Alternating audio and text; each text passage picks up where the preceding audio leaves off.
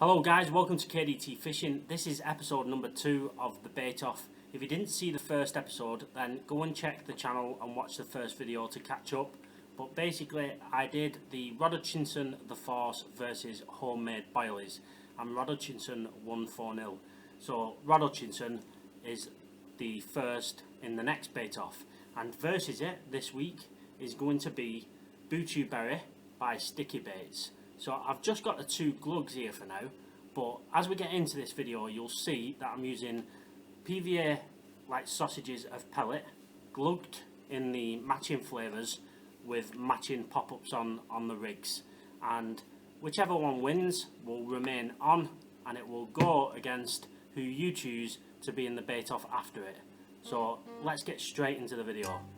Right, so straight into the session. We're at Cudmore Fisheries near Stoke-on-Trent, and these are the 2 pop-ups I'm going to be using on the hook links. It's the BUCHU-BERRY Fluoro Pink versus Rod Hutchinson The Force. You can't really tell how fluoro them pink ones are because of the light, but they are quite bright. And then there's my rig, keeping it simple. Fox Armour Point hooks, BUCHU-BERRY pop-up, and a Nash kicker to help the hook turn like it just did on my hand, and a shot weight with some tungsten putty wrapped around it just to keep it down. And then the rig is quite safe. It's a semi-fixed lead, so a good hard run and the lead will pop off running up my line. If the line's to snap, then obviously the lead will fall off.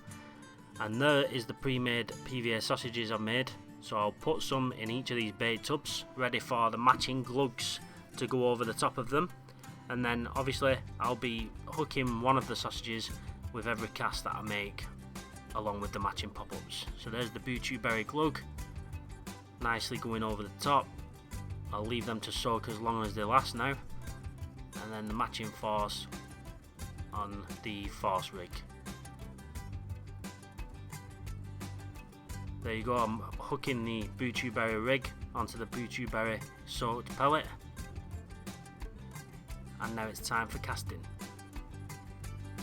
So I don't know if you've ever fished at Cudmore Fisheries, but there is quite a lot of carp in it, and there's a lot of catfish as well. It's well known for its catfish. This one is Tara. It's known for its bigger catfish, and I just had a quick bleep there after about 2 minutes of casting in, and that is where I'm fishing towards the island, towards that hole. Time for the force rod. Quick casting with this, and I'm going to fish in open water, because I am going to have a margin rod for the cats. So there you go, you're just about to see it land.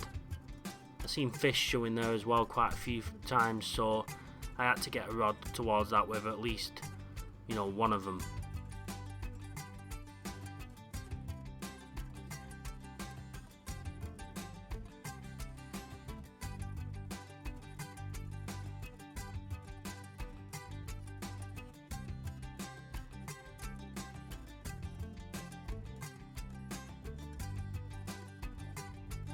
Right, so as you've just seen, we was on Tara and we managed 1 fish between the 4 of us, 6 altogether with 2 other guys on the lake. And fortunately for me, it was on my rods and it was on the force. So we decided to move to Avoca, which is the other specimen lake on the complex, and it does have a lot more fish, but they are smaller. So we were moving onto this lake, 1-0 to the force, and I decided to put the 2 rods close to each other in open water and get some matching bottom baits over the top. And the idea of this was, you know, the fish would choose the tastier bait, and then we'd find out in the end which one they did prefer. There is cats in this one also, and I actually managed, the first time I ever fished on this one, a 48 pound 5-ounce cat, so I was kind of hoping we'd catch some cats as well. So we'll see how this day goes. To finish out the session on a different lake will be interesting, and we'll see at the end.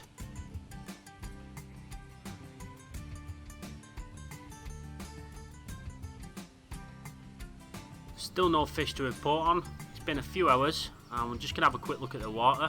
Just past my finger there is where both of my rods are sat, to the left and to the right of where my finger was pointing to. And I'd probably guess the lake's about 4 acres, maybe a bit bigger.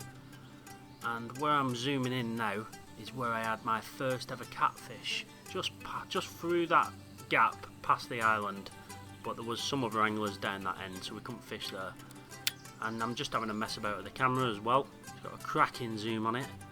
That's some ducks sat on an aerator on the other side of the lake, and the carp did seem to be spawning down that end a little bit throughout the day as the weather was changing.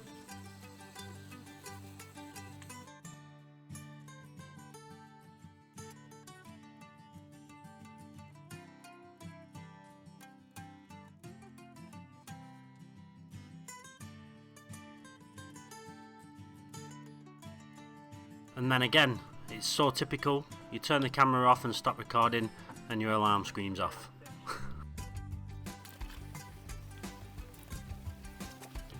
I would say £8 again, would you? Yeah. The force. Reno. It's always frustrating when you're fishing and you're catching and the friends that you're with are not catching. And Sonny, who I was with, he's never fished on the surface before, so we decided to get one of his rods in and try and get them going on the top. And we did manage to get them, and Sonny ended up catching 2 fish, which was brilliant. And I managed to catch these 2 takes on the camera, but unfortunately they didn't turn into a catch for Sonny. But this first one here, it almost looks like it's taking the float. As you see it, you see the back of the fish just power through there now. But it didn't hook it, which is always the case when you're surface fishing. And then this is a carp just playing with his bait, teasing, and then this happens.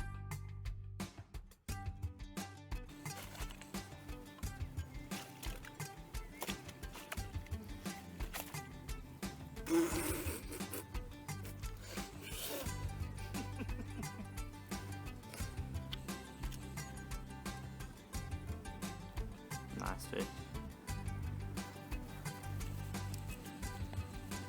4-0 to the force.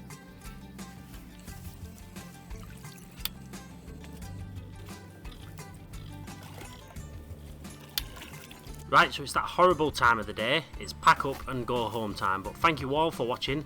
Please leave your comments down below of what bait you think I should use next against the force, and subscribe if you're new, leave a like if you enjoyed the video, and I'll see you in another bait off soon. Cheers guys.